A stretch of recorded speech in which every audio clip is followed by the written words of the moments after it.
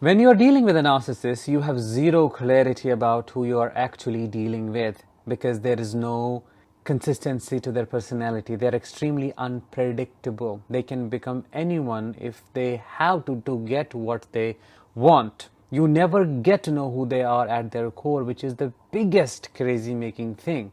You never know who you fell in love with because you actually fell in love with a facade that is extremely fluid, that can change into anything or anyone when the time comes and if the need be to extract supply. Hi, I am Danish, a narcissistic abuse recovery professional. In today's episode, we are going to talk about a very interesting thing narcissists do. It's called narcissistic equivocation.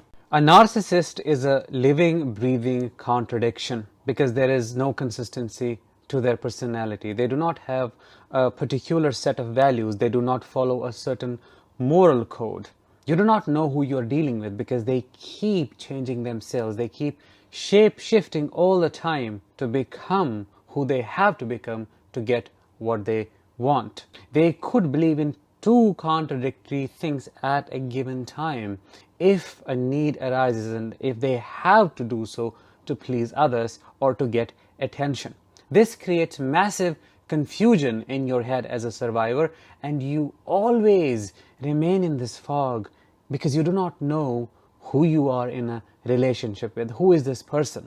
If that sounds interesting enough, please make sure to subscribe before we begin, because your subscription to this channel helps spread awareness about narcissistic abuse. As a survivor of narcissistic abuse who is trying to heal, you may have come across terms like narcissistic mirroring and shape-shifting while doing your research. And those terms might have helped you to understand that narcissists do not have consistency to their personality. In fact, they do not have a true personality because they don't have a true self. They just become whosoever they have to in order to get what they want, which is your attention, and to make you fall in love with a facade.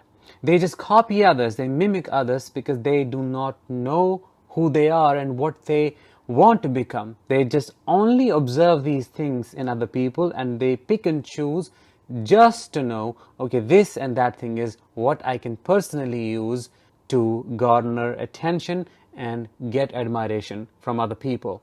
The same inconsistency can be found in their belief system, in the ways they act and behave, because there are some things that are quite black and white. You can either be a liar or you cannot be. You can be a straight talker or you cannot be. You can be sick or you cannot be. There is no gray area. So what they do is they choose to be on both sides, creating ambiguity and confusion. So you do not know whether they are a straight talker or not, whether they're honest or not, whether they're loyal or not. For example, they may keep you hooked. They may insinuate that you are in a relationship with them without officially calling it a relationship. They may do all the things a person does with their partner, but when it comes to giving you commitment, they say, well, I never said there's anything here. I never said we are in a relationship. Plausible deniability. Let's watch a small video clip together to understand this phenomena further. Straight talker. I am.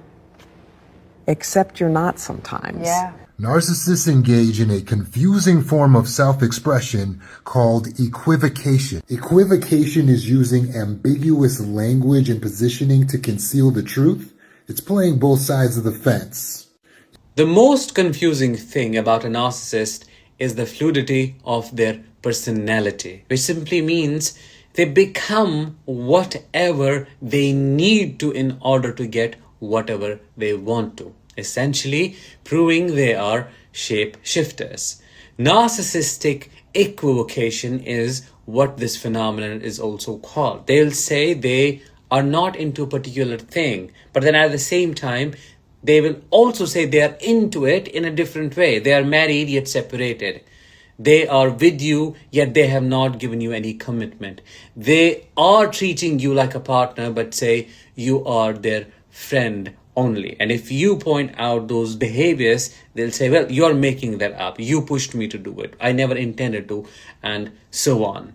This ambiguous equipositioning makes them a master of their trade because they want to get supply from everyone. They don't have any real opinions or genuine thoughts of their own. They just make shit up whenever they have to because it is all about conforming. It's all about becoming your friend, your partner, only to get you into your inner circle, only to gain your compliance and make way for them to gain maximum control over your life. Sometimes it feels like there are multiple people living in the same person, which is why there could be a comparison made between multiple personality disorder, now it is not called that, and narcissistic personality, because the narcissists shift so much that it feels like there is a different person coming out of them every single time you interact with them in a given environment. They may be nasty to you when inside the four walls, but when outside they may be the best partner, the best parent ever. So this tells us they're everything at once, or rather trying to be everything at once to look good in other people's eyes. This is how they are able to gain so much supply. This is how they fake normal. This is how and why they are such big hypocrites. Using confusing linguistic patterns ultimately make you feel like you lack that capability to understand them, because they said, sometimes they don't say it, they make you feel it, they insinuate it, and then you question yourself, well, he never gave me commitment, she never said that, or she is here as well as there. They want to be in a family with you, yet at the same time they want to be separated, but they don't want to get divorced. While being separated, they want to live in a separate room, but want to be seen as married, or want to be seen as having a relationship with you. They want to have children with you, but they don't want them to be connected with you. It's so crazy, it's messed up. You don't know exactly what they want in their life, neither do they. It's all about either gaining supply or causing pain to others.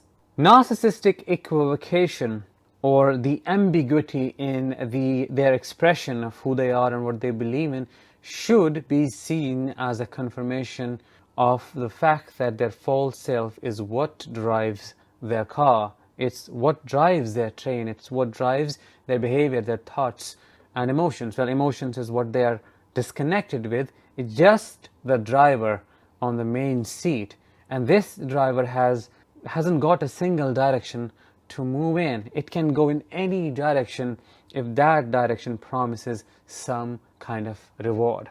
It is this inconsistency in their nature that makes them big liars, pathological liars, and that makes it so easy for them to manipulate others, because they have trained themselves to be this con artist who deceives people emotionally. It doesn't necessarily have to be monetarily. It can be in any way. They just don't care. It's their second nature. It's who they are. And if you were to ask, who are they underneath all of that? Well, nothing. There's no one home. There's no one home. If you were to take away this manipulative personality from them, then you would be left with a living, breathing meat suit that has no life in it, no soul in it. It doesn't know what else to do except preying on others. If you have experienced this with the narcissist who hurt you, let me know in the comments. How confused were you, or are you, and how did you try to deal with that confusion? Remember, narcissistic equivocation is not a skill, but it is the proof of their escapism. Narcissists are cowards and escapists. They just don't want to face responsibility. They just don't want to be a certain way, because being a certain way, having consistency, comes with personal responsibility and being reflective. None of that is interesting to a narcissist, because they're only interested in hunting people down. With that, let's bring this episode to an end. Thank you so much for joining me today. If you found it helpful, let me know in the comments. I'll talk with you in the next one. Until then, as always, let the healing begin and continue.